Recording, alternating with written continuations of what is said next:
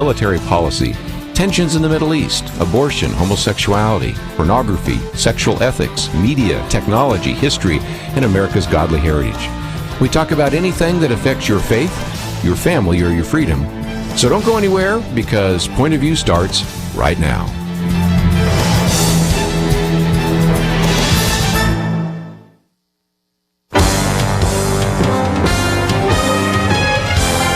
Across America, live, this is Point of View.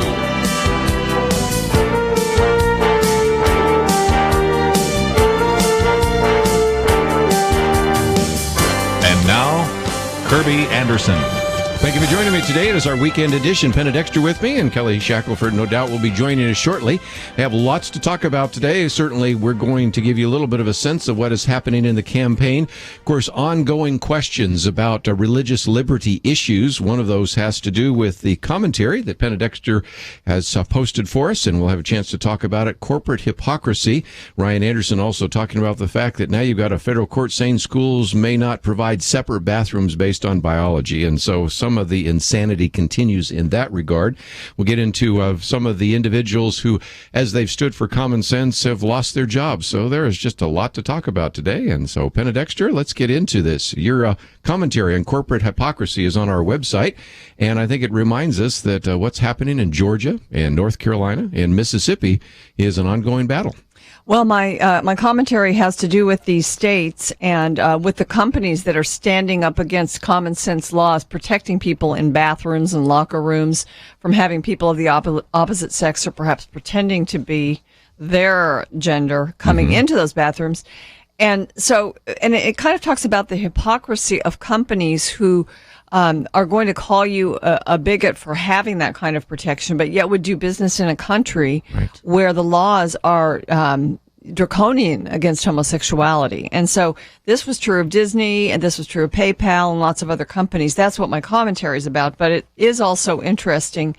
It's been written about a lot of places, including the Wall Street Journal, that a lot of these companies now are standing up for certain issues that would seem to have nothing to do with their business or their product or what they're selling. I was surprised this week to hear about Target saying that, anybody can use any bathroom at Target, where, Target is a place where families go to shop. Yes. For clothes or toys or household goods or groceries, whatever. And it just sort of surprises me that Target would be one of the big companies to jump in there and say, listen, we're just going to look the other way and allow anybody to use any bathroom. David French, in a piece that I quote in next week's commentary, talks about the fact that a lot of this has to do with the kind of individuals that are sometimes hired. He was at Harvard Law School, and he said, I saw that not only were various law firms hiring some of those individuals who were progressively oriented, but these major corporations were as well. And so a lot of these corporate boards now think that social justice is another big issue.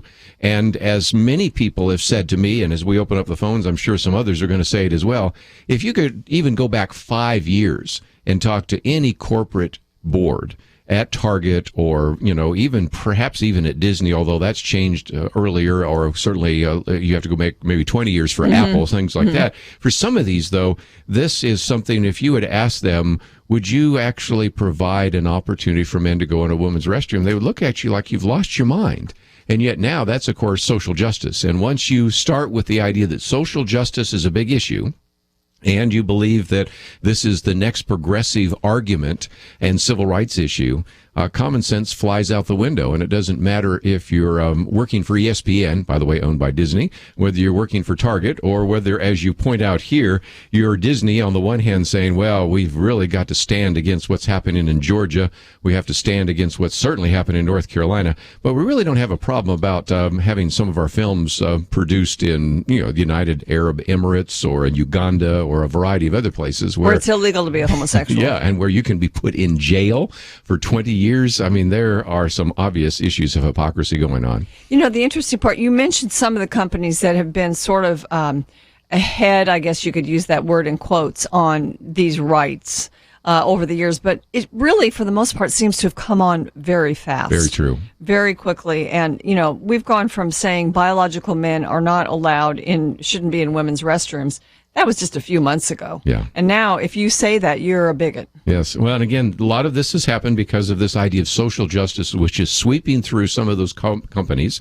And then a couple of weeks ago, we even got talking about this, that some of the various corporations get a better rating from a Better Business Bureau or something else because they are inclusive. And so this is another reason why we should pay attention to this. Penna Dexter and now Kelly Shackelford has been able to join us today, and we've been talking about her commentary on corporate hypocrisy. And I think you probably have seen a few examples of that lately, haven't you? Oh, wow. We're seeing it left and right. I mean, what's interesting is they, like, take the North Carolina situation. You've got these people that speak out like PayPal, right? Like we're not going to build our facility there now. Meanwhile, they're in, 25 countries, including 2 where I think it's the death penalty for me. And so what I find amazing is I don't think Americans have any problem. If you want to say, hey, here's a value we stand on, here, and we're going to really put our money where our mouth is as a company, I think people will respect that, even if they disagree. But the truth is they don't. And so, I mean, the new thing is, and it's like you're brave if you step out on right now, you're not brave at all. This is what the culture is telling, you do this, but now you're showing yourself to be so shallow that it's really not about, making any sacrifices, because you're not willing to pull your business out of, Saudi Arabia or all these other places. So the hypocrisy, which I think even people who don't have a faith background, they find that disgusting. And so for these companies to come out, I just don't think this is going to work. I think that y'all are both right. I think where this comes from long term is the Human Rights Campaign has dedicated lots of money and full-time staff for many years now to go and change all the major corporations. Right. They have a rating card on, well, gosh, we don't want to be listed as, the bigot, company. But they've been doing this for a long time. They've been just slowly going after these large companies, and the large companies tend to have much more liberal leadership. And so it's not quite as hard. I know David French did an article on this recently in National Review. But you notice these are the outliers. I mean, this is not what normal business leaders do. Businesses are about making money. Corporations are about profit. And so ultimately, if people respond to this in a way that costs them money, I think, as we see with PayPal's hypocrisy and Disney and everybody else, you'll see them back off this if this ends up hurting them in any way monetarily. And so I think the ultimate issue for businesses and corporations is going to be the bottom line. I would think so. A little bit like the Christmas wars. They wouldn't say Merry Christmas, and after a while everybody said, well, then I won't come if you don't say Merry Christmas. They said, oh, well, I guess we'll say Merry Christmas. Same kind of thing here. And I think this is going to be a matter where these are people trying to be bullies because it's kind of in now. And I think the question is somebody going to punch them in the nose? And I think if somebody punches them in the nose, all the bullies will stop. But it might, I don't know, it might take people saying, you know what, I'm shareholders of this corporation. And maybe a lot of people saying, we're going to the shareholders meeting to bring this up. Why are you using our investments to get involved in political activity? I mean, I think there could easily be some things that would totally turn this around and really stop this nonsense. Because what's happening is in all these states is you can't pass a religious freedoms law in most states, because businesses who don't even know what they're talking about are stepping into the arena and saying, well, we're going to take our business away. Penna Dexter's commentary, Corporate Hypocrisy, is one that's on our website, and you actually get to hear it at quarter till as we go to a break. We come back, we want to ask about, could somebody be fired for preaching? That seems to be a very big issue that we'll talk about with First Liberty and Kelly Shackelford right after this.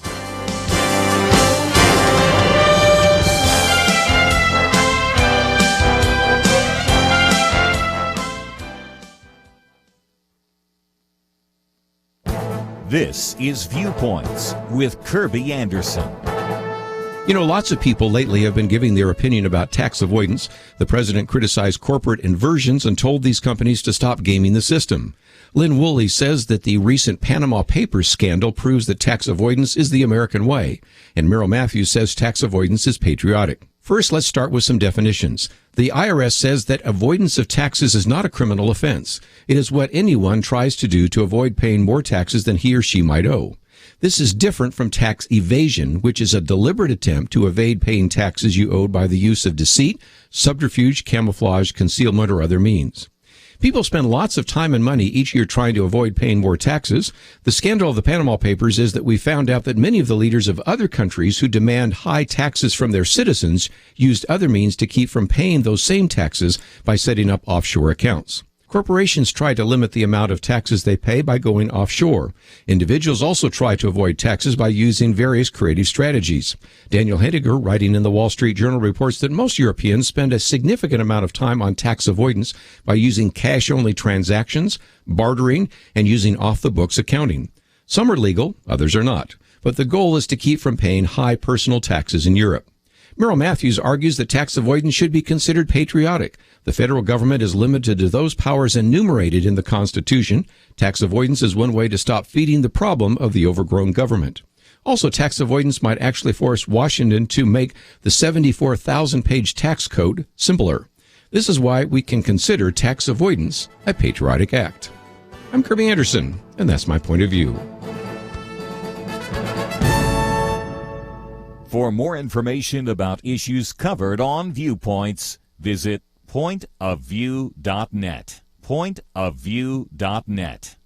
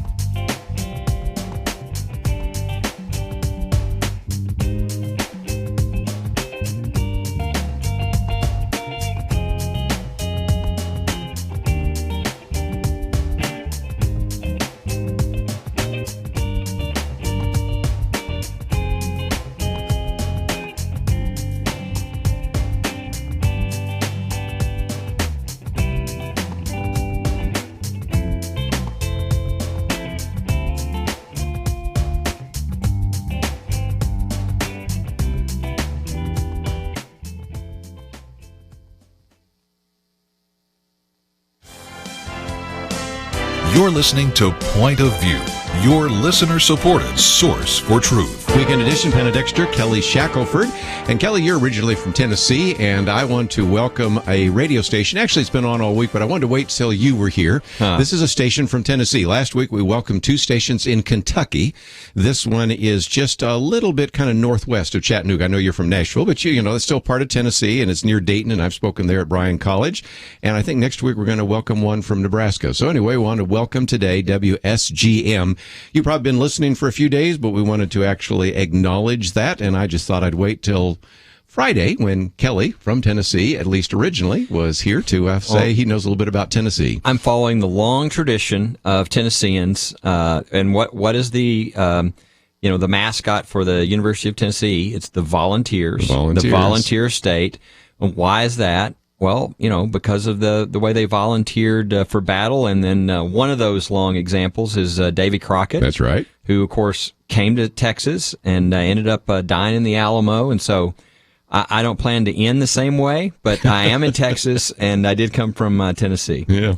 One time when I was speaking at Vanderbilt University, they had me speak in a fraternity. It was a Sigma Nu fraternity, and I'm a Sigma Nu. And the guy that invited me, his name was Daniel Boone. And I said, "Are you related?" And he said, "Yes, that's my great-great-grandfather, and I was named for him." So it was one of those kind of little trivia points. But nevertheless, you're talking about Davy Crockett, Daniel Boone, and all the rest. Let's get into it. First Liberty used to be called Liberty Institute, but now called First Liberty. And one of the things we've posted here is fired for preaching. That's our first article today, and Todd Starnes wrote about it, and this is the individual that you have been representing, Dr. Eric Walsh. Tell us more. Yeah, it's a case. I really encourage every point of view listener to get these articles, like either the Todd Starnes article on Fox, the David French article on National Review, the Breitbart article. Really, it exploded onto the scene this week, so I was glad it got such great coverage. Yes. And what this is Eric Walsh is a African-American PhD, MD, director of public health for a large city, Pasadena, California. And the state of Georgia said, hey, we'd like you to be our director of public health for a whole area of our state. And he accepted. And this is a guy with a great background. I mean, the reason he's in public health is because really of his faith and his desire to help people and help hurting people. And he had a tremendous record of accomplishments, and which is why he was elevated so highly. And so what happened? Well, what happened is a couple of people from California called Georgia and to the state officials and said, you need to check out where this guy goes to church and what he believes. And we now have copies. I mean, you can't make this up. Copies of the emails from the Georgia government officials back and forth divvying up the sermons from his church to decide which government official will review which sermon. And the next morning they fired him. Now, again, not because of anything he ever did or said at work, but because of what was said in his church as a lay pastor, and just basic stuff, too. So really chilling, because you know what? If Eric Walsh, I mean, a guy who's got this kind of background and credentials can be fired because the government decided they don't like, what's said in his church, then everybody listen to this. Your kids, your whoever in your family is working is in danger. I mean, so this is about everybody, and it really is, I think, a wake-up call to the country. And by the way, this happened in Georgia. Yes. Where the governor said they didn't need a religious liberty protection law. Here we go. So, interesting. So just reading, the Heritage Foundation wrote about this case this week, as did Todd Starnes, but the sermon topics: following God, having compassion on the poor, so controversial, health, marriage, sexuality, world religion, science, creationism, and more. But the question I have, Kelly, is we've heard about this case. We've been talking about it on Point of View. What's different? What's happening now with it? Well, what happened originally is when you have a case of religious discrimination within the workplace, you first file with the Equal Employment Opportunity Commission for them to look into things. And then because the reason is essentially they might want to say, hey, we don't have unlimited resources, but there's a couple of these cases a year we want to take, and we'd like to take this one. So you just let them see. But most of the time what they do is they say, okay, we've looked at it, and we'll give you the right to, as soon as they say we're not going to file this one, you have the right to sue. And so we got to that point where it was time for us now to bring the lawsuit, and we did that. And I'll tell you, I didn't even tell about all the evidence. You can get this. I think some of the stories have a link. I know we do at firstliberty.org. We have one. You can hear the voicemail that the Georgia officials left for Dr. Walsh firing him. Because not only did they fire him, but then they didn't realize they hadn't hung up. And they proceeded to laugh about firing him and essentially mock him. And again, I think this is something you don't do unless, you feel like, this is one of these people of faith. Additionally, piece of evidence that you'll see in the stories is one of the people at the government, the notes have been discovered, was saying, you can't do this. You can't fire this guy because of his religious beliefs. He was one of the guys in Georgia? One of the Georgia officials is meanwhile saying, whoa, what are you doing? You're divvying up his sermon. Whoa. But undaunted by, the law or rationale, this is what happened. And of course now, they'll try to come up with whatever, who knows the new argument they'll bring up, but the evidence is so solid here. And this is great. I think for those in Georgia, of a governor who, said they didn't need it, you've now got the fire chief, right? And what happened to Cochran. And now you've got Eric Walsh. So you've got... It's all in Georgia, too. What's going on down there? So here's two examples of why you do need religious freedoms protections. Let me just also come back to the Todd Starnes article for just a minute, because it starts out, bivocational pastors be warned. What you say from the pulpit on Sunday could get you fired from the public sector job on Monday. Now, again, he's well credentialed, and in some respects, what he did in the pastorate was secondary. But I, over the years, years have traveled all over this country and had a chance to speak in a lot of churches where sometimes and oftentimes the pastors are bivocational. Sure. In other words, they work in their job so that they can preach on Sunday. And he'll probably, maybe Eric Walsh can maybe find another job, but some, if they got fired from some company, they wouldn't even have the resources for this. So this to me is very chilling. And it also illustrates a point that we made before. Sometimes pastors say, well, that religious liberty stuff, I leave that to Kelly Shackelford or some of the other groups, but it's not going to affect me. Well, I think it's affecting pastors now, isn't it? Absolutely. And it affects everybody in your church because, I mean, you know, what they did here wasn't limited to the fact that he preached. Yeah. I mean, if you go to church there, if you teach the Sunday school class, if you know, this applies to everybody. And so it really is, I think, something that affects every single person in the country who has a job, because this precedent is going to, you know, really send a signal one way or the other to the whole country. And I'll point out, Kerby, you would think a guy with this kind of credentials could get another job. Is that not the case? He can't, because he is now controversial, because he's been flamed in public by Georgia. And so the result is he can't get a job. So here's a guy who's a PhD, MD with a tremendous track record.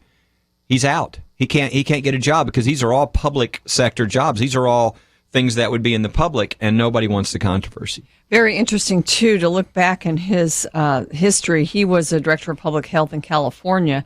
He has a medical degree and also a doctorate in public health, so he's well qualified for these public jobs.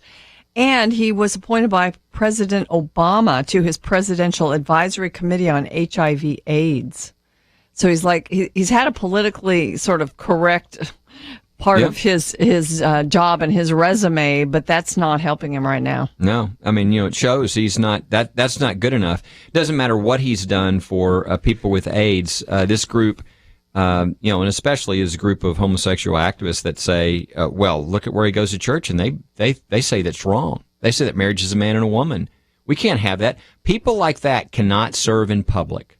That's the whole argument. People like that cannot serve in public. Now, look at how this is linking to what we're seeing with, you know, ESPN and all the other things that are happening. I mean, I think people begin to, if you watch what's happening, because sometimes we think, oh, well, that's just a guy at ESPN. You know, if this becomes the way that things work here, then no Christian who has these biblical beliefs is safe anywhere, because it'll be, well, we can't have those kind of people working for us. You know, that could give us a bad image. So this is something that really has to be opposed. It needs to be opposed not just in these lawsuits, and we got to win these lawsuits and win them and spread the word when we win them, but people are going to have to stand up and speak out around the country, or else this is going to engulf the country. What do you think? If you'd like to join our conversation, 1-800-351-1212. We certainly are talking about Georgia today, but I think it applies to every one of the states where we broadcast. And if you'd like to join the conversation, 1-800-351-1212. We'll continue talking with Kelly Shackelford about some other cases coming up. All that coming up right after this. Imagine it's January 2021. The president elected in 2016 has served 4 years. Tell me, what does the Supreme Court look like with maybe 2, 3, even 4 justices named by this next resident of the Oval Office? Is religious freedom still a cornerstone of the Republic, or has it effectively been crushed by the forces of tolerance? Depending on the results in November, 4 years from now will look very different, and together we can influence those outcomes. We need each other. Together we are the Truth Team, and together we can honor Christ as we exercise our stewardship as believers and citizens. One way to make a difference is to visit pointofview.net and support the Truth Team, pointofview.net. Or give when you call 1-800-347-5151. The nation is so divided, we must be united. Pointofview.net and 1-800-347-5151. Point of View will continue after this.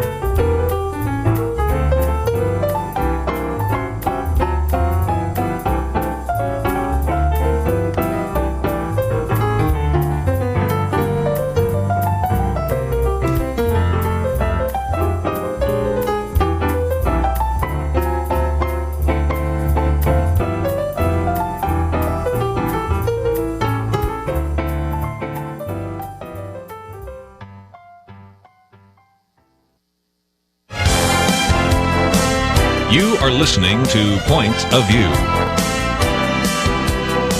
The opinions expressed on Point of View do not necessarily reflect the views of the management or staff of this station. And now, here again is Kerby Anderson. Weekend edition, if you'd like to join us, 1-800-351-1212. Kelly Shackelford pretty much filled up the phone lines. We do have an open line or two, but very quickly that will go because some of you want to talk about this issue of a pastor being fired. Some of you want to talk about Target. Some of you want to talk about religious liberty. Some of you want to talk about Georgia. So we've got all sorts of issues.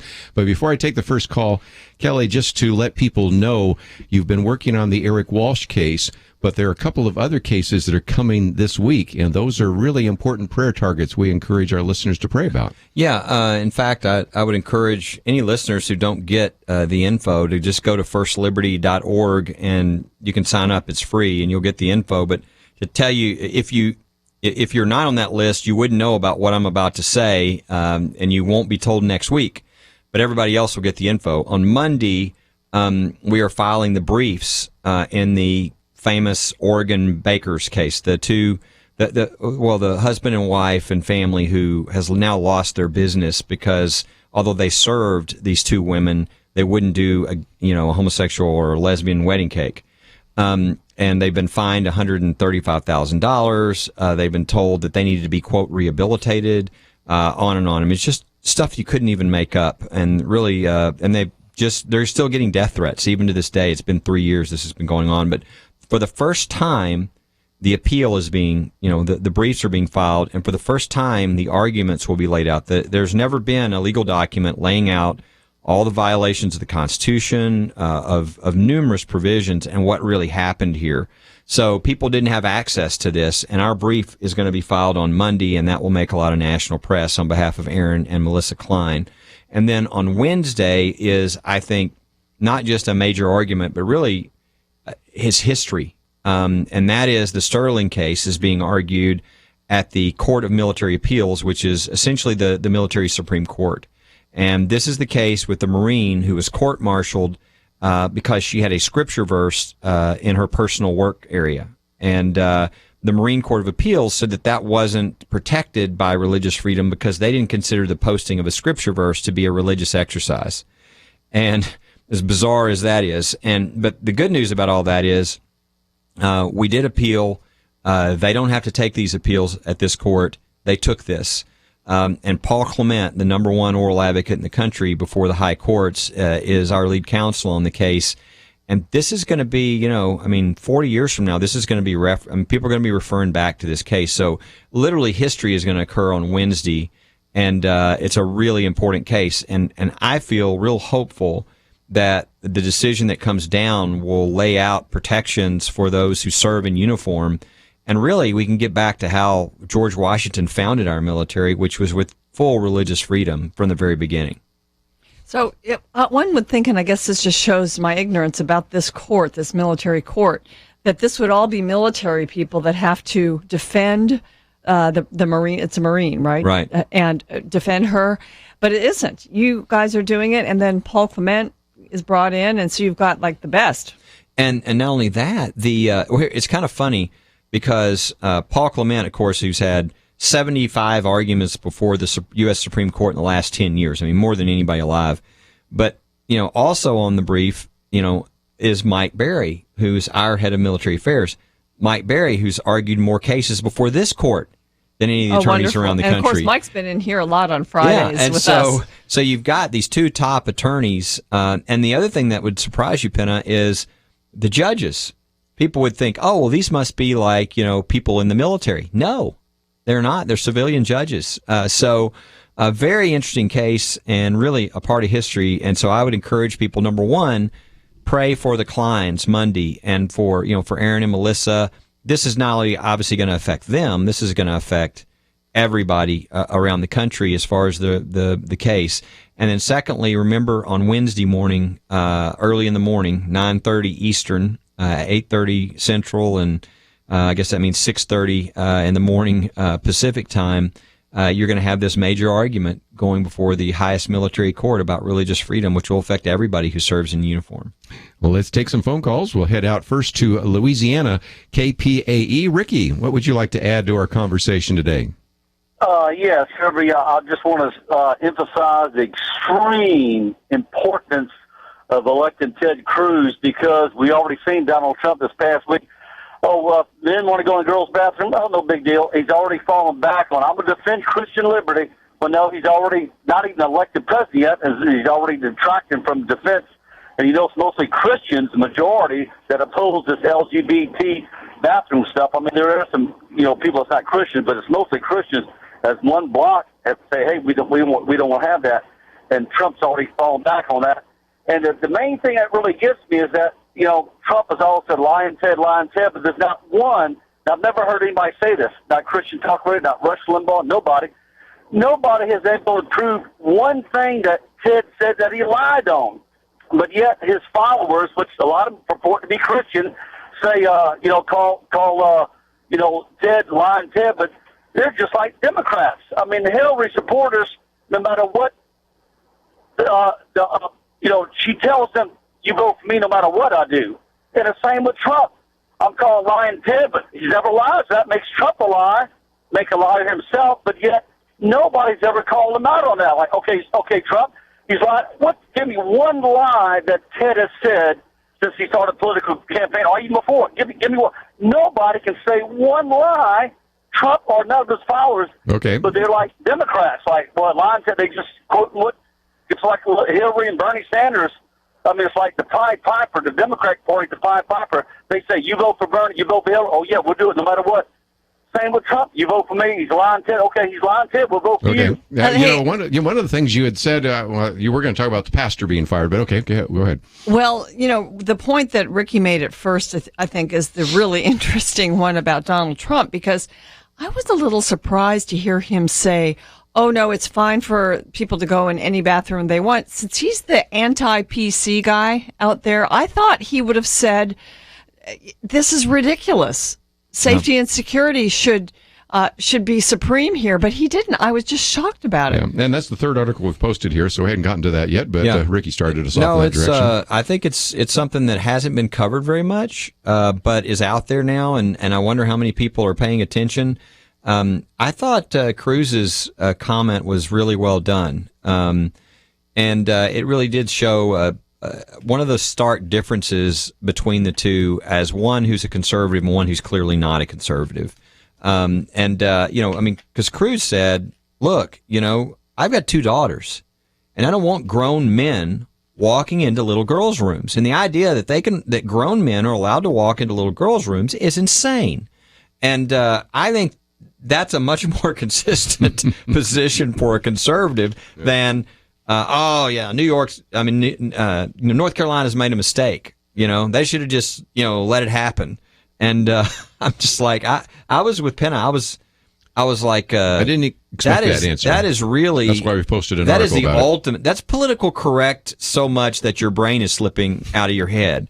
And so Trump really jumped into political correct on that one. So I was really surprised. Now he on the dollar bill, he went back to being anti-politically correct, right? He said he wasn't in favor of the Harriet Tubman dollar bill, but I think on the more important one, which is that there is a difference between males and females, and that we don't want men going into the little girls' rooms. I think he really messed up on that one. When you go out to the country to all these working class Americans that were Democrats that Trump says he's bringing into the party, I just don't see that type of a person across middle America, mainstream working person, being on board with this whole transgender bathroom issue. I just can't see it. Those are New York values. Yeah. New York City, that is. Not a winning issue.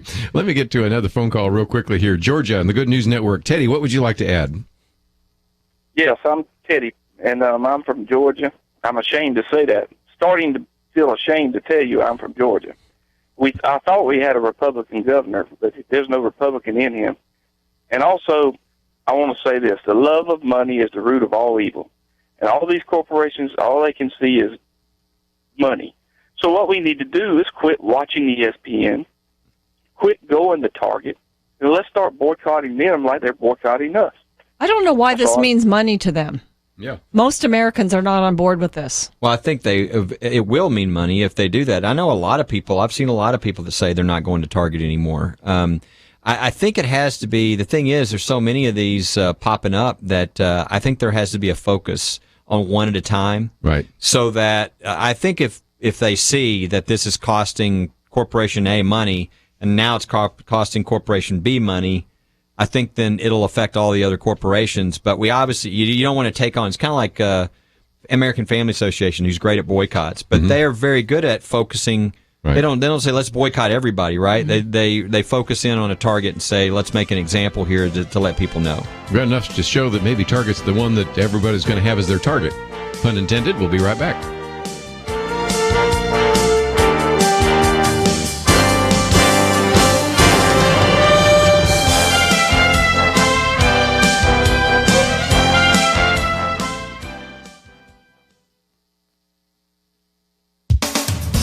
The Georgia State House and Senate recently passed the Free Exercise Protection Act, which offered protections for clergy and faith-based employers to adhere to the tenets of their faith in what they do and allow to be done on their property. One state senator, William Ligon, explained in the Wall Street Journal that in light of the Supreme Court's decision legalizing same-sex marriage, quote, Georgia's lawmakers wanted to be clear that our state's protections for religious liberty have not changed. The bill was watered down from what lawmakers had originally written. Still, Governor Nathan Deal, who claims Christian faith, vetoed it. Why would the governor shut down such popular and common-sense protections? Corporate pressure. The NFL offered threats, saying the bill could cost Atlanta the opportunity to host the Super Bowl. The cable channel AMC promised to take its Walking Dead series elsewhere. Disney, along with Marvel, claiming concern over LGBT individuals, threatened to pull production of the Avengers franchise from the state. Disney is known as LGBT-friendly, so at least the company's threat shows it stands on principle, right? Well, not really. At least not consistently. The Heritage Foundation's Daily Signal points out that Disney shows no such consistency. In the last 5 years, the company made movies in places that are downright hostile to LGBT individuals. The Daily Signal listed the projects, beginning with last year's release of Star Wars: The Force Awakens, filmed in the United Arab Emirates, where punishments for homosexual activity include fines, imprisonment, even death. There's Chimpanzee, released in 2012, filmed in Uganda, where homosexuals can be imprisoned for life. Disney has made 3 movies in India since 2014. There, homosexuality is a crime, carrying a punishment of 10 years to life in prison. African Cats, released in 2011, was made in Kenya. According to the United Nations, in Kenya, homosexuality is, quote, largely considered to be taboo and repugnant to cultural values and morality. And Monkey Kingdom, released last year, was made in Sri Lanka, where homosexuality is punishable by law. North Carolina now finds itself targeted over a popular new law that blocks cities and counties from forcing businesses to give transgender people access to the bathroom of their choice. It reverses the city of Charlotte's transgender bathroom ordinance. Governor Pat McCrory received kudos from conservatives for signing these new protections, but the left pulled its knives out. More than 120 corporations have demanded the law be repealed. PayPal is canceling a planned facility that would have created 400 jobs. Interestingly, PayPal operates in 25 countries where being LGBT is a crime. More than a dozen states have approved similar laws protecting safety and religious freedom in the past year. Mississippi Governor Phil Bryant just signed one. Missouri citizens will vote on one. All face the wrath of companies seeking to check the box demanded by the Human Rights Campaign. It's a principled stance against corporate bullying. For Point of View, I'm Penna Dexter.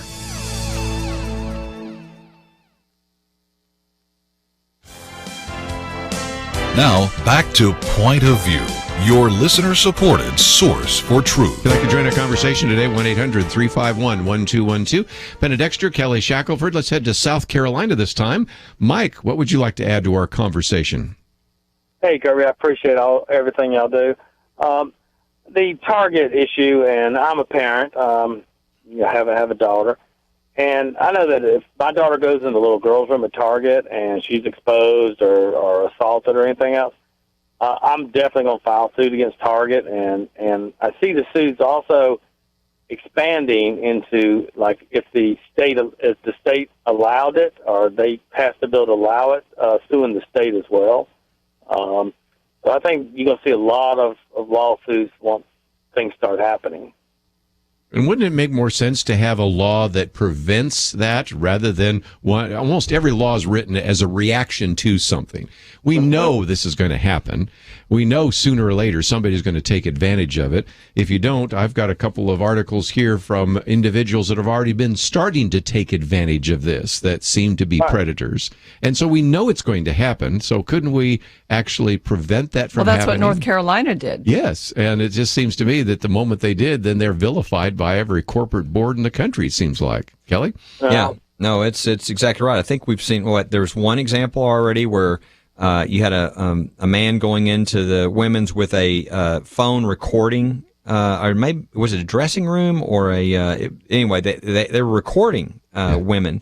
And then you had the one with the guy on the swim team. And the swim I got that one going, right here. going into the girls' locker room. So you have this twice went in there. Yeah, this male disrobing where there are 6-year-old girls and I mean women and children.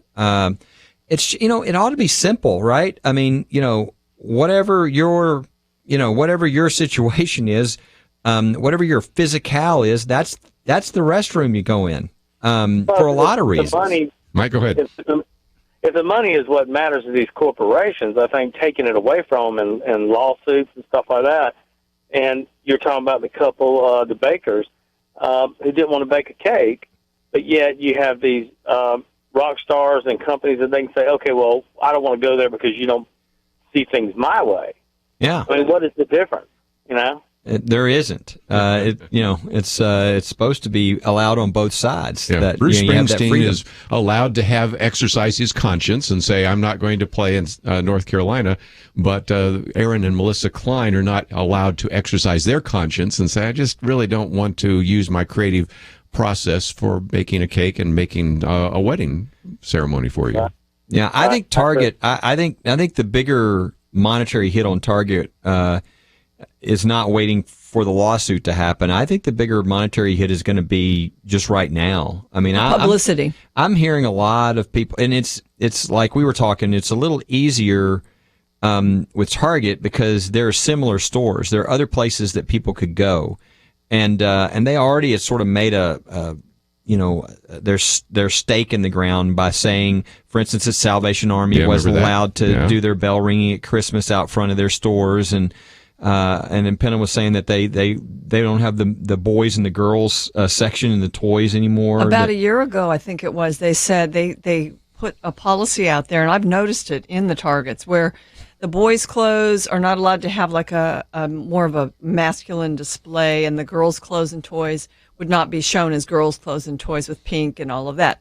They're all pushed together. So it's part of this whole transgender agenda that had already kind of pushed itself in there. And, I was aware of it. And I actually wrote a commentary about it, and I see it in the Target. Sure. Now, you might not notice it as much, but a bathroom, you're going to notice. It's going to be and there are going to be people that they don't want to go to a place where if their kids have to go to the bathroom, they have to worry about that. Like, I mean, kid's not going to think anything.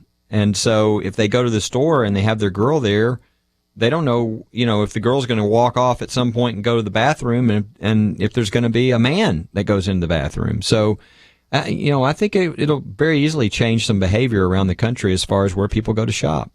Well, again, I'd love to get your comments. And so let's head to Georgia and Jim on the Good News Network. I think you have some action items. I'd love to hear them.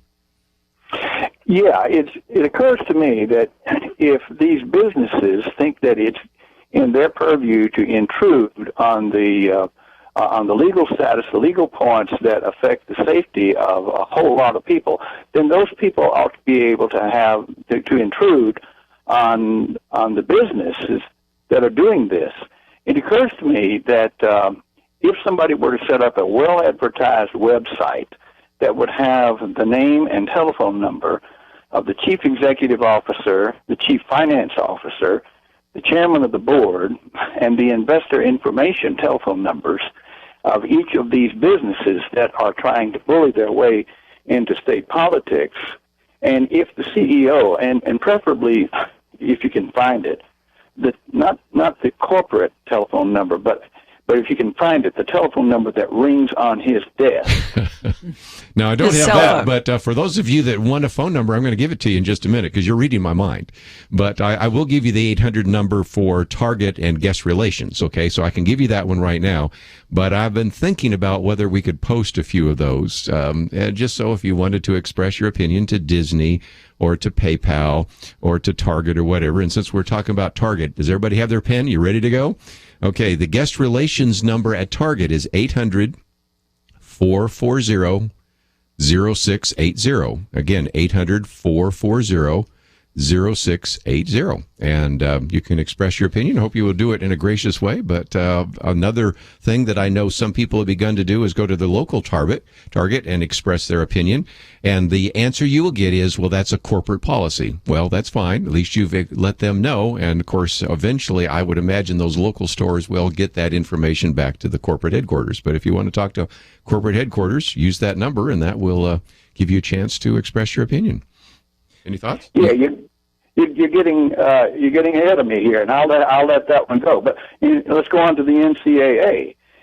People who are fans of college teams could call up the NCAA and express their disapproval of that. And it's not just the college teams, but what is going to affect college teams is also going to affect high school teams. So people all across the country can say, "Hey, look, I am a fan of such and such a county wild animals, and I resent what you're trying to do at the college level because that's going to affect us at the high school level." And you could go on with that. And it would be nice if some governor would stand up to a company that says, "We're going to boycott your state," and say something to the effect like, "Hey, Georgia, North Carolina, Texas, whoever it is, we are a very good marketplace, and if you intend to cut us out of your marketplace, then you go ahead and do that," and just call their bluff on it.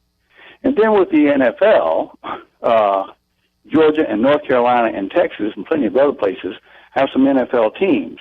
And if you were to call just the local office of the NFL teams, the Atlanta Falcons and so forth, and express your disapproval of what the NFL central office is doing, they would tell you, well, it's like what you said with Target. They'll tell you, we can't do anything about that.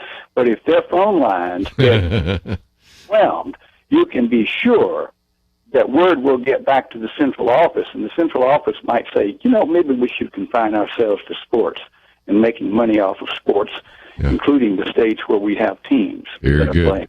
I got to come to a break, but I think you've given us some great action items, and some of those things are things we've been talking about trying to do. So next week is our Truth Team 360, but even while we're doing that, we might give you a few more opportunities and action items. And Kelly, that's a good opportunity.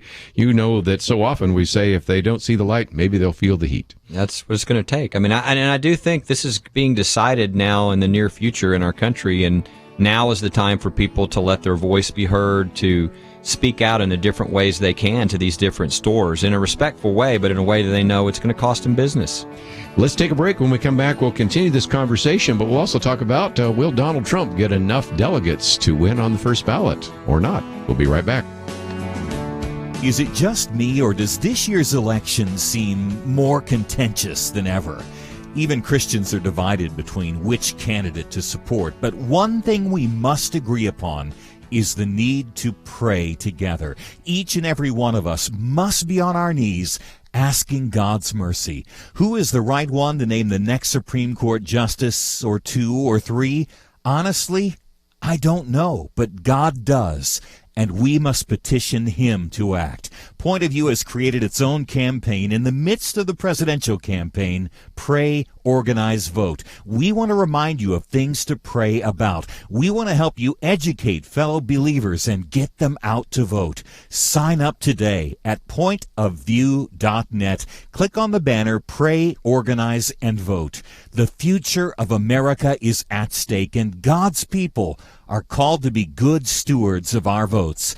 After you sign up, look at the bottom right corner for the red box that says Donate. Your gift will educate and motivate Christians during this critical time. Don't put it off. Visit now, pointofview.net. Point of View will continue after this.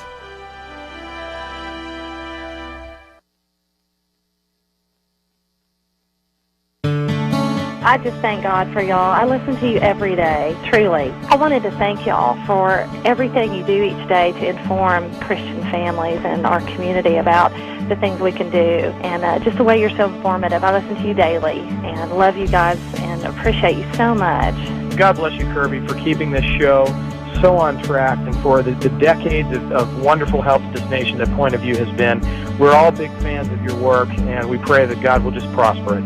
As a Christian, over the years that I've followed this program, I am constantly challenged to be on guard and to evaluate what's going on. And if for no other reason, to protect the caliber and the truth of your programming, I need to participate and to back your program financially to ensure that the truth stays out there for people to hear, to view, and to be a part of.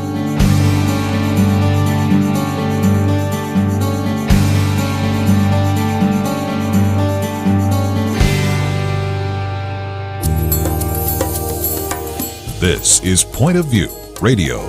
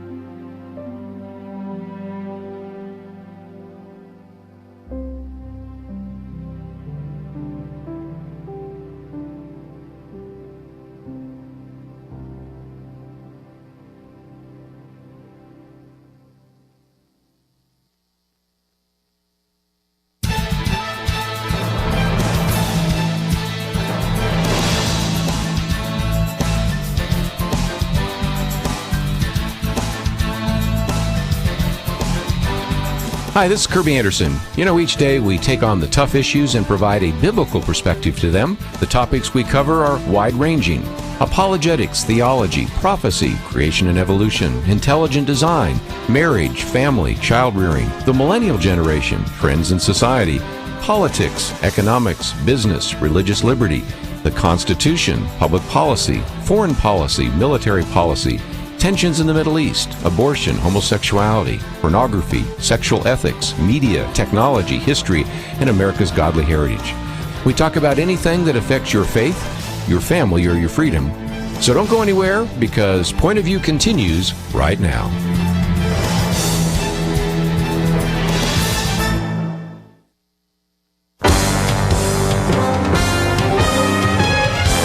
Across America, live. This is Point of View.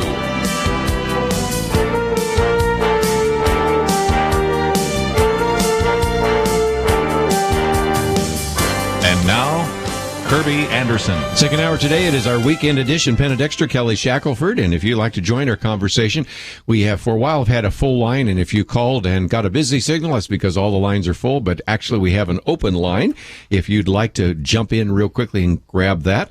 In the first hour, we spent a little bit of time talking about Penna Dexter's commentary, Corporate Hypocrisy, and it is on our website. You can read it, and I would encourage you to take some of those illustrations, maybe use it in a Facebook post or maybe a letter to the editor.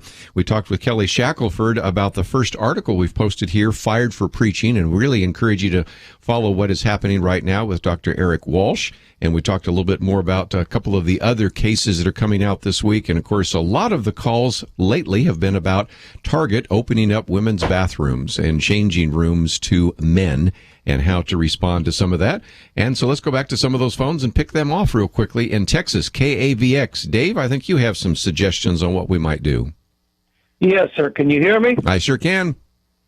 Okay. Some of folks might remember what happened when Home Depot tried that nonsense, and they fired a Christian for reading his Bible and for having a pen.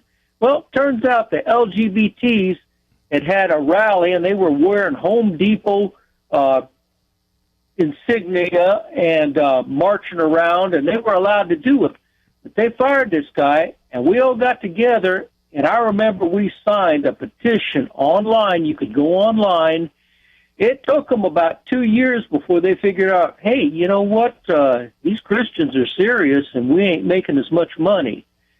Well, I got this questionnaire last night from Concerned Women of America. I filled it out. I reminded them what happened with Home Depot. I also reminded them out here at KAVX, they just had a fund driver. And in 2 days, they got the equivalent of about over $100,000. And I listen to secular radio on occasion so I can get world news. It takes them 2 or 3 weeks, and they're selling these worthless coffee cups. And all the LGBTs are not stepping up to the plate for secular radio, but they are stepping up to the plate for Christian radio. The Christians are. So what I'm saying is, let's get another petition going on and get these guys' attention. Now, it might take us a while, but the almighty dollar speaks to these folks. Nothing else does, but they do listen to the dollar. You know, one of the things I might mention, Dave, since you live in Texas, is the group Texas Values that Kelly Shackelford started, and now it's kind of split off. Texas Values sent that to me last night. And I think they've done a good job, and they're suggesting that you actually can express your concern to Target. So for you in Texas, you've already got a great... I put it out, and they sent me back something that said, yeah, they'd send it to 3 different boards or whatever in Target. And then I got something back from Target last night that said, yeah, they'd received it. But we also need to get something going nationwide where we can go to a website like we did with Home Depot. It gets their attention. Well, again, you and Jim have both suggested that. And Kelly, I think maybe that's something we need to do. No, I think the time is right now on this, obviously, because it's happening around the country. There was a really good letter that came out this last week, I think it was, or maybe it was the end of last week. And we've got it, if people haven't seen it, I know we have it linked at firstliberty.org, but from all these legislators from around the country. And we posted that last week, so they can find the link. And it talks, they're addressing these companies, and they're trying to let them know, you know, we're going to assume that you're clueless about what you're talking about, because what you're doing, nobody should be for. And then they lay that out. So I mean, I think it's the time for people to speak out, and I think this is a really effective time and way to do that. And, you know, you can go to your local store.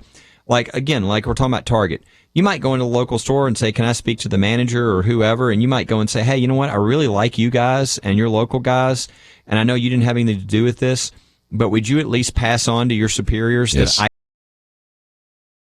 and I'm going to be shopping at Walmart or whatever is nearby? If everybody went to their local stores and said that, and they said, I'm sorry, but I'm just not able to come here until that changes, I think that message would get up very quickly. And it reminds me of something that we're doing right now that I would encourage people about, and that is, you had all these letters go out on this In God We Trust to tell people, do not, you sheriffs, you police chiefs, you take In God We Trust off your car, or we're going to come after you. This is freedom from religion. So we went to represent all those people, but we thought, it's not enough to just play defense. We need to play offense. So people now who go to firstliberty.org can get one of those little clings, window clings that says In God We Trust. Yes. And we are getting people all over the country that are calling and saying, I want one of those. Yeah. I want 3 for our family. I want to pass these out.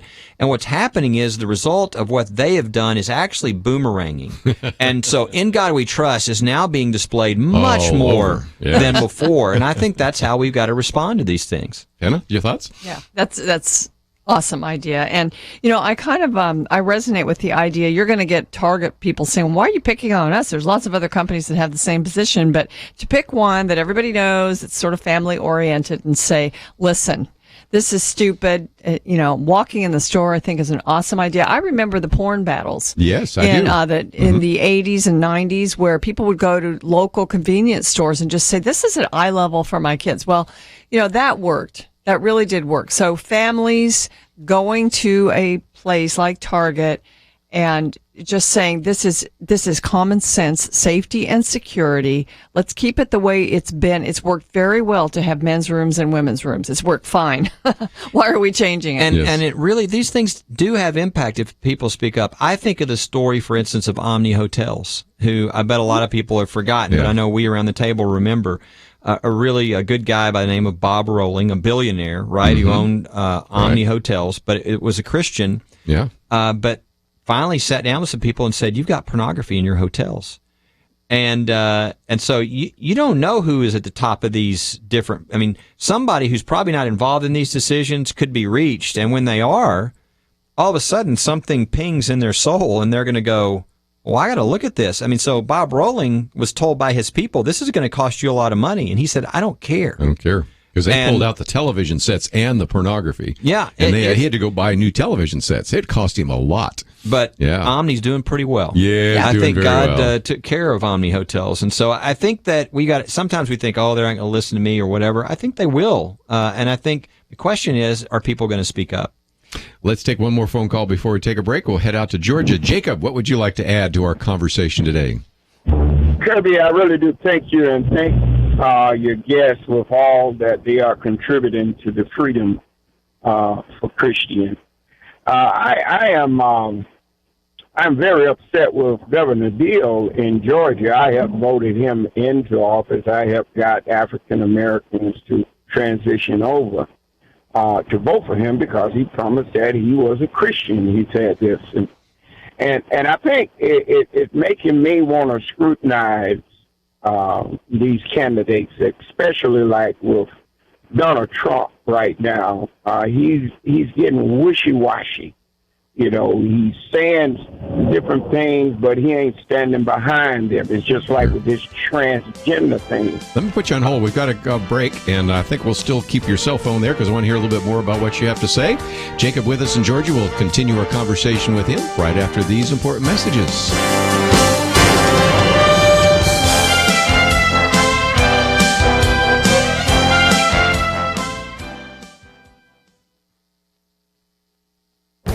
This is Viewpoints with Kerby Anderson.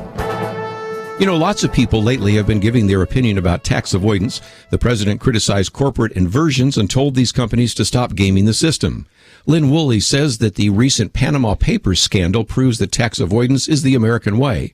And Merrill Matthews says tax avoidance is patriotic. First, let's start with some definitions. The IRS says that avoidance of taxes is not a criminal offense. It is what anyone tries to do to avoid paying more taxes than he or she might owe. This is different from tax evasion, which is a deliberate attempt to evade paying taxes you owed by the use of deceit, subterfuge, camouflage, concealment, or other means. People spend lots of time and money each year trying to avoid paying more taxes. The scandal of the Panama Papers is that we found out that many of the leaders of other countries who demand high taxes from their citizens used other means to keep from paying those same taxes by setting up offshore accounts. Corporations try to limit the amount of taxes they pay by going offshore. Individuals also try to avoid taxes by using various creative strategies. Daniel Hediger, writing in the Wall Street Journal, reports that most Europeans spend a significant amount of time on tax avoidance by using cash-only transactions, bartering, and using off-the-books accounting. Some are legal, others are not. But the goal is to keep from paying high personal taxes in Europe.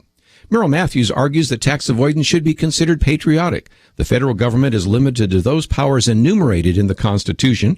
Tax avoidance is one way to stop feeding the problem of the overgrown government.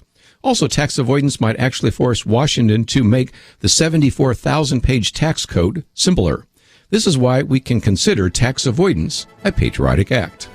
I'm Kerby Anderson, and that's my point of view.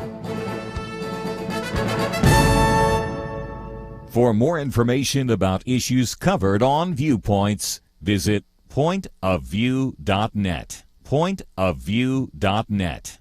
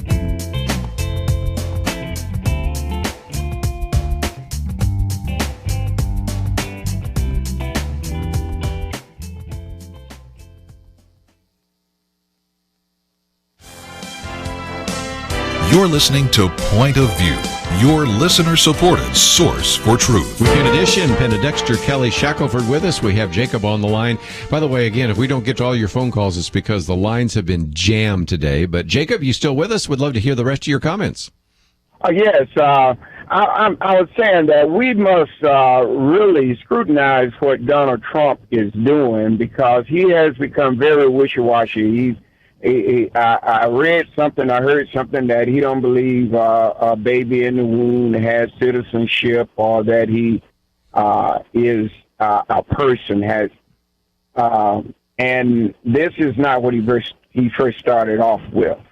And I think because Donna has become so popular, his popularity is allowing him to let the real Donald Trump come out. And on another issue that I want to say is Christians must be consistent and persistent against organizations who does not share our values or respect Christians. We look at Starbucks, we look at Disney World. Christian has become so caught up in entertainment until they overlook organizations that deny their own faith, what they believe in. And they go spending money by the billions of dollars. And I think this is where we as a body of Christ got to unite together and say, if this organization is promoting homosexuality or gay day, this organization saying it's all right for a man or woman, we're not going to spend our dollars there. And I think we can be heard if we were to stand up. Sure. I want to vote for Jacob for president. Yeah, I know. It's really true, though. If you boycott, you need to let them know, because it doesn't do any good to boycott unless you're letting them know. And, I do agree. I think it's hard because you look at a lot of companies out there that are providing services that you need. A lot of the technology companies, you don't really have an alternative to the big ones, the Apples of the world. But that's why I love the idea that was presented earlier of picking you hate to scapegoat one company, but if you scapegoat or target a target or whatever that everyone knows and uses, then you make a point and you deter other companies perhaps. But because you can't boycott everyone. Right. I mean, you can't know what their policies are. And David French, you quoted it last week, but let me say it again. He said, a progressive corporate culture is so pervasive that the consistent conservative boycotter would have to retreat from modernity. Yeah. And in my column that's coming out next week, I point out it is really easy to target Disney in some ways, because you say, I won't go to Disney World, I won't go to Disney Land, I might not go to a Disney movie. It's a little harder when you're talking about a smartphone, a computer, a whole website, operating systems and things like that. So that's why I like to pick some targets. And again, the pun is intended here, because that's just a very target-rich environment when you talk about boycotting Target. And Jacob said some really interesting things. I do think he's right. I think this comment by Donald Trump that he, siding with the wrong side on the men going into women's restrooms, I think that Donald Trump, Ted Cruz, divide. You haven't seen one of those on a moral issue until now. And I think that really sort of starts to wake a lot of people up and look and go, wait a second, where do these two people stand? So I think Jacob is right about that. It causes people to look. The other thing that I think is so ironic or so interesting is, Jacob's calling in as an African American who convinced his African American friends to cross and vote for the governor. And then the governor, caved like a, cheap seat. And who are the first victims of religious discrimination in Georgia? You've got the fire chief, Cochran, who's African American, and Dr. Walsh, African American. Yeah. So it's just interesting how that all turns around. Both African American and Penna, you mentioned, both of them were actually appointed by President Barack Obama, but now they're the ones. So they were tops in their field. Yeah, and so there's something seriously wrong with what's happening in Georgia right now. What is going on? Well, I think it's kind of like Jacob was saying. The people there, especially the Christians, need to get really intentional about what's going on in their politics, and they need to make sure that they're electing people who are going to stand for religious freedom and not cave when there's pressure. Let's also talk about what was changed on the dollar bills. Lillian in Illinois, WPEO, wants to raise a question which actually relates to another lawsuit you're maybe going to be involved with. Kelly? Lillian, go ahead. I just wondered, thanks for taking my call. I just wondered if they were going to, they said last night that they're going to put a face on the back of it. Does that mean they're going to cover up In God We Trust? Yeah, a lot of this has to do with, of course, got to take off Andrew Jackson, and we got to put on Harriet Tubman. Wait till the liberals figure this out. This was a gun-toting African-American Republican Christian evangelical who actually was a spy. When the liberals get a hold of this, you talk about something that's not exactly politically correct in the liberal culture, and they're going to put her on the cover. She's going to make the founders look liberal. But what about this In God We Trust? This sounds like an interesting question, but it is, because you've got another case. Yeah, I would say, to the caller, that would never happen. But actually, it's already happened. There's a lawsuit filed by Michael Newdow, the well-known atheist, to get rid of In God We Trust off the dollar. We're about to file a supporting brief for In God We Trust here in the next week or so. So she's exactly right. It's already started. Started. There's already a lawsuit, and there's already an attempt, and it will work its way through the federal courts. And so, again, maybe when they move Andrew Jackson from the front to the back, they'll just cover up In God We Trust, and unless we complain about it, Yeah, I don't think they want to do that. No, I don't think they want to try that. Yeah. Well, again, if they do, we'll certainly be expressing our opinions about that. So let's get into at least one other call. We'll go out to California, KYCC. Daniel, what would you like to add to their conversation today? Hello, everybody. Let's see. First up, I want to see about Trump. There's no way I could vote for Trump. Just another reason why I wouldn't vote for him. But you just mentioned the omni and the pornography, and I don't know it, but I'm sure he's got pornography in towers, Trump towers. That's just another reason. Anyhow, the Target thing, I want to make a comment on that, too. Last year I asked somebody, hey, find out who's supporting this Planned Parenthood, and Clorox Bleach came up and Target came up. So I told Target, I cannot support you anymore. Now it looks like I'll have to go back in there and respectfully tell the manager I can't support you again for this also. Just hopefully they'll hear that. But the reason why I called was for the Oregon florist. I was thinking, what if they were to make, and we couldn't do that, but what if they were to make Bruce Springsteen come out in North Carolina and perform out there, because we have our right, and then everybody, turns around and, holds up signs. Well, they couldn't get signs in there, but holds up signs that, we don't want men in our bathroom. In the little girl's bathroom, anyhow, I just want to make a comment on that.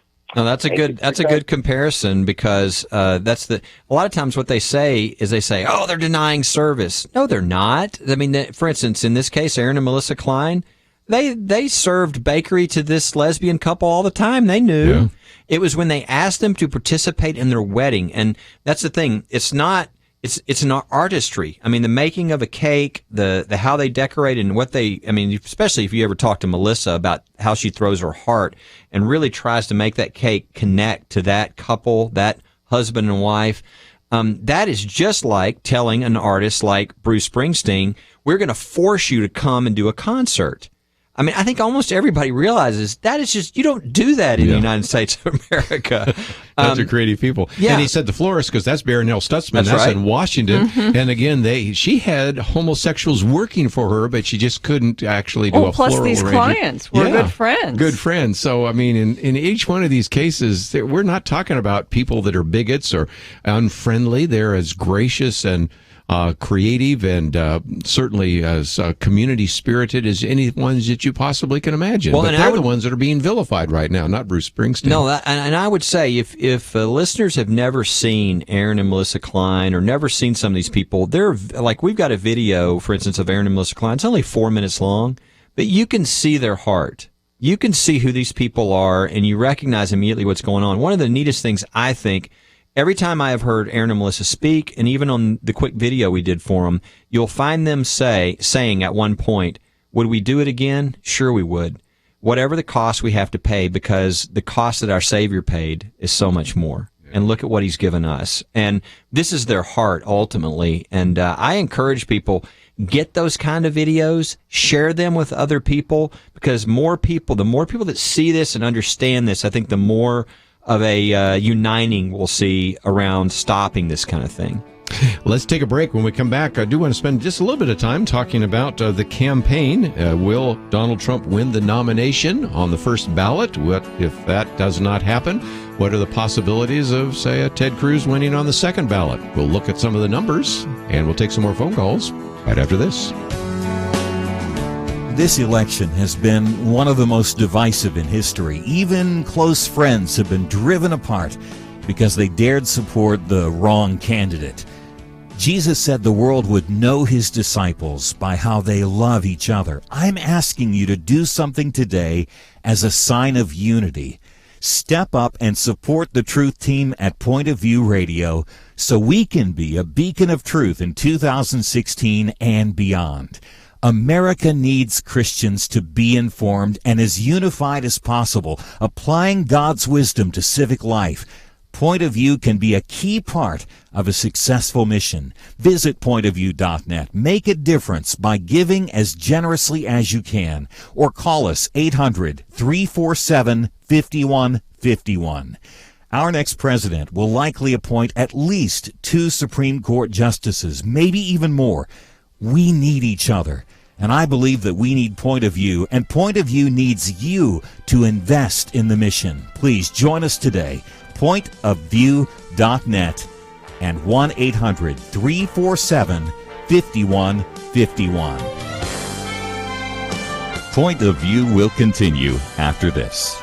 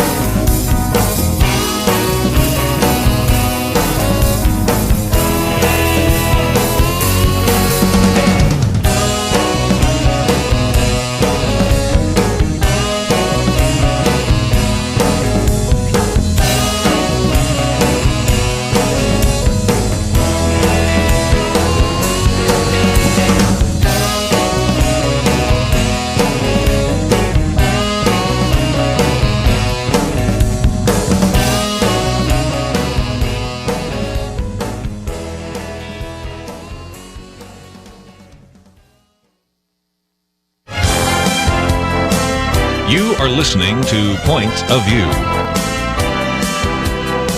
The opinions expressed on Point of View do not necessarily reflect the views of the management or staff of this station. And now, here again is Kerby Anderson. Final half hour, it is our weekend edition. Penna, Dexter, Kelly, Shackelford. If you go to our website, we've posted a number of articles. One, of course, that we talked about in the first hour, Dr. Eric Walsh, fired for preaching, and that one is one that you can certainly find, as well as this one we're going to talk about, how Trump can win the nomination. Now, the big question is whether any candidate will have 1237. The other day we had Ted Cruz say neither Donald Trump nor I will have 1237, and that may indeed be the case. But if you look over the last couple of weeks, apart from New York, let's look at that first, 36 delegates from Wisconsin, only 6 for Donald Trump, all 30 delegates from Colorado. And then you get to then the other ones from Wyoming, and it just continues to add up. So you have some of these delegates that can be changing, or some of them are unbound, about 150, almost to 200, depending on how you count it, unbound delegates. So when indeed Donald Trump got 89 delegates from New York, many people said maybe he could win the requisite 1237. The other day, Washington Post had an internal campaign memo where they guessed that he would have 1,400 delegates by the convention. Somebody's been smoking some of that weed. I think there's not a chance there. But let's talk about it real quickly. Here's at least one possible way in which Donald Trump can win. He'd have to win big next Tuesday. He'd have to win Indiana. Indiana and Nebraska now loom very, very large, and those of you in the state of Indiana understand that because it's a winner-take-all, so is Nebraska. Win a majority in West Virginia. Then at least win Oregon, Washington, New Mexico, which, again, when you look at Washington, it looks like Ted Cruz wins Washington. And then win fairly big in California with 2/3 of the congressional districts. Possible, rather unlikely. What do you thought? I don't think he gets there. I think, and the question to me is how close. Yes. Because I think Ted Cruz is going to win like Nebraska and Washington, and when he goes west, I mean, I think next Tuesday Donald Trump's going to clean up, right? The Northeast, he's going to do well. So just be ready for that psychologically if you're not a Trump supporter. But that's not enough, and everybody knows that's not enough. And because then he goes out west, and when he goes out west, Ted Cruz starts winning. And Indiana is really a key state. May 3rd in Indiana will determine, I think, who is whether anybody or no one gets the number. My feeling is if Cruz wins Indiana, then Trump will not get the delegate count. I still don't. Even if Trump were to win Indiana, I still don't think he would get the delegate count. There was a press release that came out today that the 4 past chairmen of the Republican Party of California, we're talking about Reagan people, have all endorsed Ted Cruz. Yeah. So California, the idea that Donald Trump is going to get 2/3 of California, I mean, that's a pretty big task. I think Ted Cruz is going to get enough to clearly keep him from getting the 1237. The issue is how close is Donald Trump? Because if he's within, I think he's got to be within 100. And I don't know how much closer to that, but then he can go and seek out people who are uncommitted delegates. Right. So on that first vote, they aren't bound to vote for some particular candidate. If he can do that, he can actually kind of show up at the convention with 1237. But I think if he's not within like 70, well, I don't even know if he can get 70. I don't know what he can get, but certainly if he's not within 50 or 60 or 70 or whatever, I don't think he gets there. And I think Ted Cruz wins on the convention floor because I think all the non-Trump votes are exactly that. They're non-Trump votes, and they will coalesce around whoever the next possibility is. So I think this is still a lot closer than people think because I don't think Trump is going to make it. And if he doesn't, it's a question is just how close he is. I think we're going to see if the way Donald Trump has been running his campaign is actually going to come back to bite him. It started to in the delegates that he's been, that we're seeing that really support Cruz. Many would vote Cruz on the second ballot. They are pledged to Trump because he's won in their state. Because Donald Trump, he just keeps on not seeking to win the hearts and minds of the party. He keeps saying things that offend the party. He comes out of certain contests and says the system is rigged. But then when he wins New York, that system's fine. So he hasn't endeared himself to the people that he's going to need when he goes. And in California, for instance, Ted Cruz has been working for almost a year all over the country, appointing leaders, wooing delegates, working the system in the way it was built to be worked. And it took Cruz like 5 months to find the delegates in California. He has 169 delegates and 169 alternates that he's found there. So these people would vote on a second or a third ballot for him. So he's laid the groundwork. Now, Trump has brought in a delegate guy, Paul Manafort, but it's very late, and you just wonder how much he could do. And so many states have already decided on their delegates. So, he's seen, I think, the error of his ways, but he works from two sides. He's got Manafort trying to set up a nationwide delegate operation, and then he's got himself on the campaign trail saying things about the party. So it's, I just think it's too late for him to think that he could actually amass enough. It's going to be a fight on the floor. And I thought it was really strange, the reports that came out the last couple of days about, all the campaigns sent someone to the RNC. They're having their meeting to sort of give their pitch for that, knowing that they might be fighting this out on the floor. Yes. And, I think, Cruz and Kasich and all this, and what the Trump person said, it wasn't Trump, it was his representative. I was like, why would you say that? I mean, he went there and said, don't worry, Donald Trump is different in private than he is in public. It was that he was two separate people. Don't believe what you're seeing in public. And I'm like, what how is that supposed to make them feel comfortable about, okay, great. Now we want to make sure that you get all the delegates on the floor. I just thought it was a really odd, even strategy to kind of come with that argument as being your real thing that's going to win all the RNC on board. This is the quote. It was Paul Manafort. He said, the part that he's playing now is evolving into the part that you've been expecting. Yeah. Yeah. Well, and again, Trump 2.0 still came back to talking about Lion Ted and crooked Hillary and all the rest. So can we get to maybe another question I know some of the callers have had, and that is, well, shouldn't there be a one-to-one correlation between actually the votes and the delegates? And, if you look at this, even if you looked at New York, again, he got 60% of the vote, but he got 96% of the delegates. Or if you look over the share of the 23 states he's won, he's gotten 38% of the vote, but got 47% of the delegates. Well, he hasn't complained about that, and Ted Cruz hasn't. But when Ted Cruz picks up some in Wyoming or Colorado, well, then that's unfair. This is a system that could be evaluated in the future, especially in Pennsylvania, where only 17 of these people are bound, and 54, you're actually just voting for the delegate, but now they're putting out websites where you can find out if this delegate supports Cruz or Trump or Kasich or hasn't made up his or her mind. But this is complicated, and it's gotten a little too complicated, even though we allow the states to run campaign any way they want to run an election. Right. Yeah. It's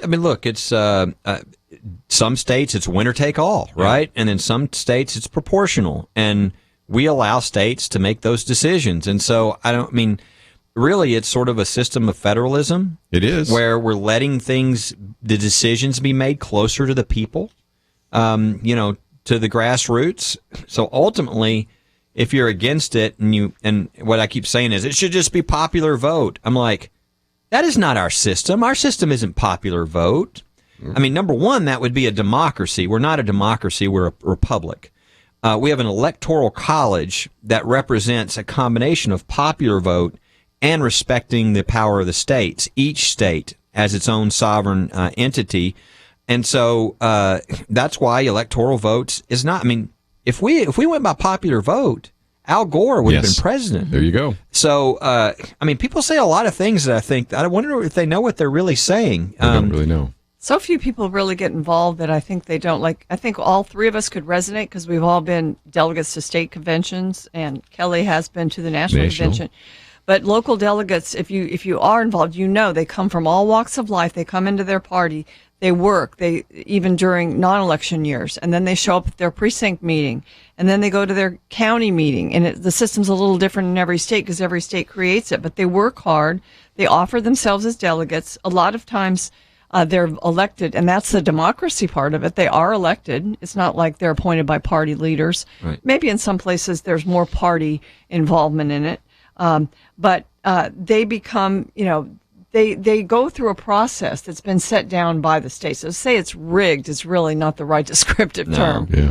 Trick. And what I've said before, let me say it one more time. If you don't like, for example, in Georgia that you had an open primary last time, we'll get involved in the politics. Yeah. And if you don't like the fact that in Florida it was winner take all and all 99 delegates went to Donald Trump, even though he didn't get 100% of the vote, then I think work within your state party so that you can bring about changes next time. Yep. That's the best way to do it. And Absolutely. that's federalism at work. Let's take a break, and we'll take some more phone calls. If you'd like to join us, 1-800-351-1212. We'll take those calls right after this.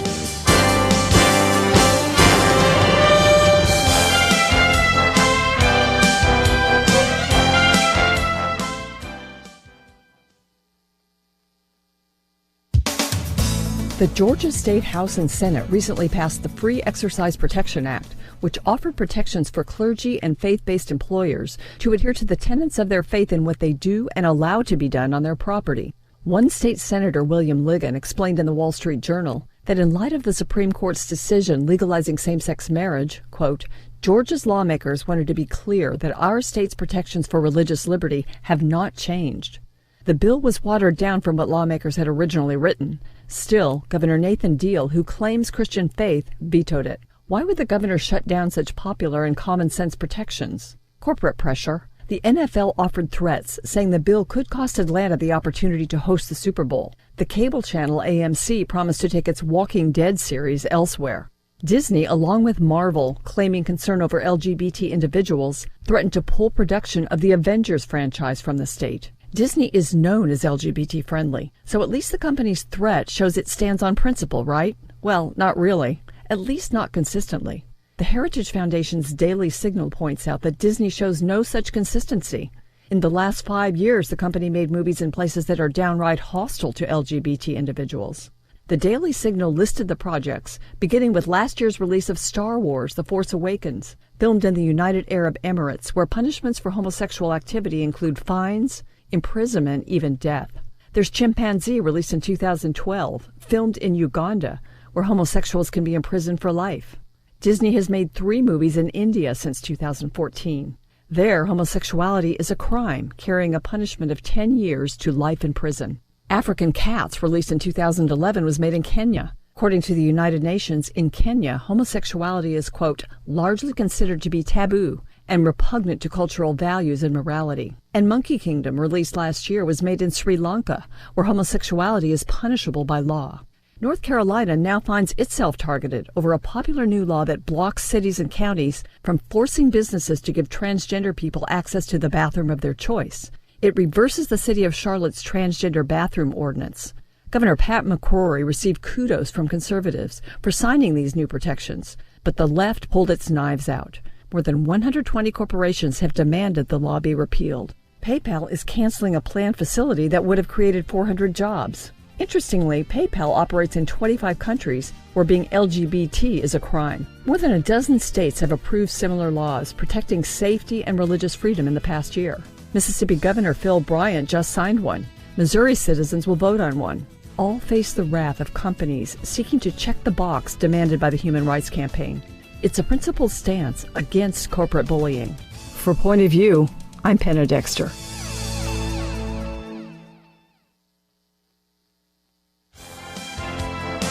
Now, back to Point of View, your listener-supported source for truth. Back for a few more minutes. Let me just mention that next week is our Truth Team 360. This is a time when we come to you and ask for your financial support. But we also, of course, bring in a number of guests even as we're doing that. And on Monday, we'll be talking with Gary Bauer and Congressman Louis Gohmert, who's actually sat in here as a guest host, as Kelly has as well. Tuesday, we have Michael Ferris as well as Marjorie Dannenfelser, and we'll be talking about some of these very important social issues. Wednesday, Robert Knight and Rebecca Hagelin will be with us. Then we'll come back to some of these issues related to sort of the bathroom bills and all the rest. Matt Staver and Frank Turek will be with us. And, of course, we'll have Kelly Shackelford and Penna Dexter on Friday. When I think of your lineup next week, Kerby, all of those people that you name are people that really know from years of experience the power of point of view and what it can be accomplished. And I think today we're talking about issues that are probably more important, if not or probably at least as important, but if not more important than the things that we've dealt with over the years with them. Yes. So it ought to be a great week. It should be a great week, and I don't want to go any further without at least mentioning today is Earth Day. And it's interesting because when that was first done in 1970, I was in high school, and I had a connection in the Sierra Club and actually had a person come over and speak in our high school from the Sierra Club. And then after I became a Christian and really kind of thought through some of that, I said, this is a lot more like kind of New Age pantheism, and I started souring on some of that. But this is an opportunity, I guess, today for the president to sign a piece of legislation that the Senate has never considered before. Yeah, I mean, as Christians, we ought to be concerned about the earth and conserving its resources, but it's been taken off into a whole new direction, almost a religion. And the Paris Climate Agreement, we've talked about it so many times with regard to what they're agreeing to on the international level. Normally, that would be a treaty that the Senate would have to go and approve before the president agreed to it. But no, this administration is going ahead and signing it without even sending it to the Senate. They know what would happen to it there. Yes. Well, we'll certainly get into some of those environmental issues, but today, front and center, a lot of people want to talk about the campaign and some of the so-called bathroom bills. So let's go back to Georgia. Tony, I think you have some comments about that. Yes, please. I appreciate you taking my call, Kerby. And once again, y'all do such an excellent job. I hadn't listened to y'all for a while because I've been listening to a lot of the other conservative talk shows on the AM channel here in Augusta. Well, I'm glad we got you back here. So what would you like to add to the conversation today? Well, definitely, like they said about Trump, he surprised me, too. I mean, not that I've been totally Ted Cruz pretty much all the way. But Trump really surprised me when he did what he did the other day. And he's been shocking everybody here lately. But then, like Mark Levin has been saying, Trump has been like who he is all along. We've been led down that dark path once again, by someone promising us something and doing totally the opposite. But at the same time, as Christians, we are supposed to stand irregardless. I mean, especially like you are talking about the North Carolina bathroom bill, we're supposed to stand, period. We don't need the NBA. We don't need a lot of stuff that we buy from these stores, Target and all of them. And like a lot of your callers have mentioned earlier, we can't hurt them, but we have got to stick together, when it comes to a lot of these things that they're trying their best to force on us. I mean, because from the time this person has accepted that place in the Oval Office, that guy that was stood between those Greek columns back in 2008 is totally different from that guy that's in the old 1600 Pennsylvania Avenue today. Yeah, hope and change didn't turn out so well, did it?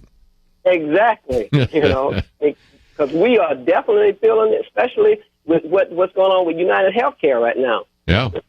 Yeah, that's one we're going to be talking about next week as well. You had one of the major healthcare providers say, well, Obamacare is just too expensive, so we're out. Exactly. Well, but I think your point is really important, that this sticking together. Because the body, I mean, if the body of Christ would just stick together, all this stuff would be stopped. Oh, that. It would be stopped in an instant. And I do think people need to understand that this attempt is happening now. And so it's either a stand against it now, or, you're going to maybe be overwhelmed by it in the very near future. And so I think now is the time to communicate, to let companies know that this is not a good idea financially for their company. That they really probably want to stay out of these controversial, sort of political issues, because it's not going to work out too well for them. Sure. A lot of calls. Let me at least get this one because they wanted to ask a question of Kelly and Zev out in Nevada. Thank you for joining our conversation today. I think you had a question.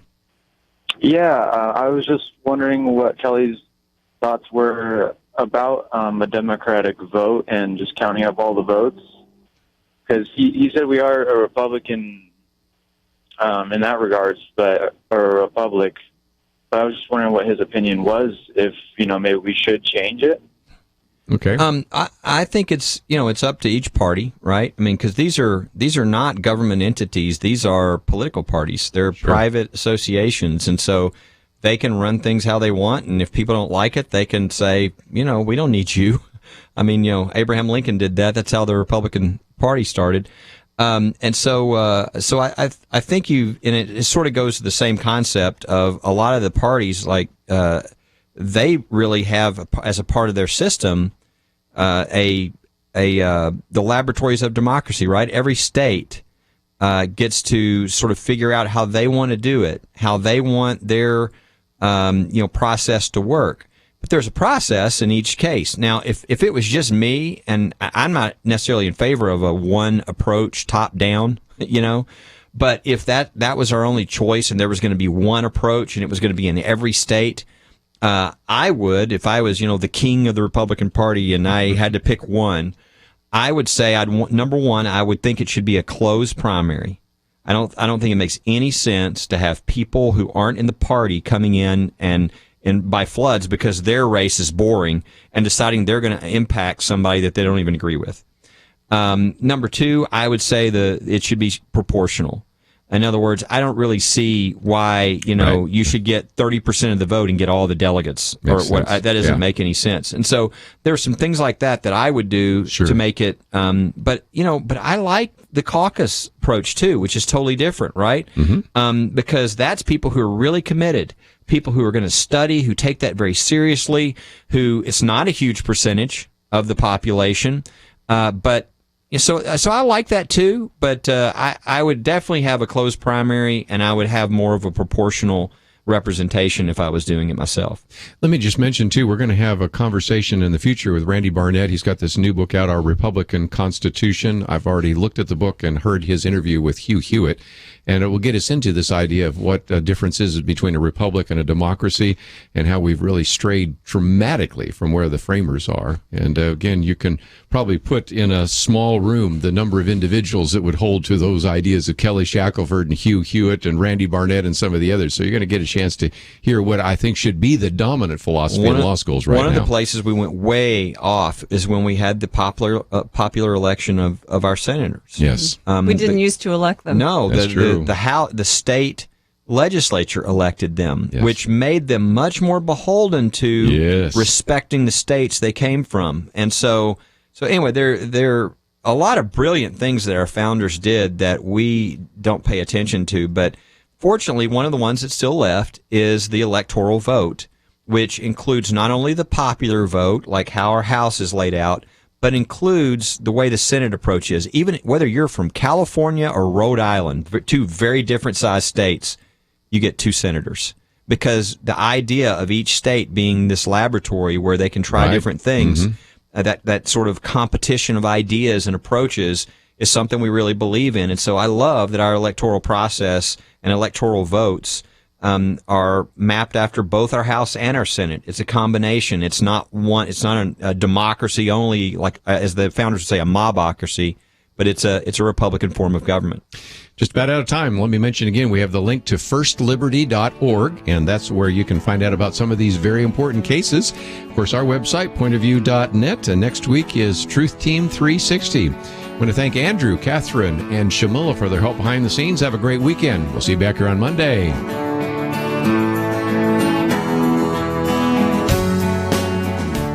Is it just me, or does this year's election seem more contentious than ever? Even Christians are divided between which candidate to support. But one thing we must agree upon is the need to pray together. Each and every one of us must be on our knees asking God's mercy. Who is the right one to name the next Supreme Court justice, or two or three? Honestly, I don't know, but God does, and we must petition Him to act. Point of View has created its own campaign in the midst of the presidential campaign, Pray, Organize, Vote. We want to remind you of things to pray about. We want to help you educate fellow believers and get them out to vote. Sign up today at pointofview.net. Click on the banner, Pray, Organize, and Vote. The future of America is at stake, and God's people are called to be good stewards of our votes. After you sign up, look at the bottom right corner for the red box that says Donate. Your gift will educate and motivate Christians during this critical time. Don't put it off. Visit now, pointofview.net. Point of View is produced by Point of View Ministries.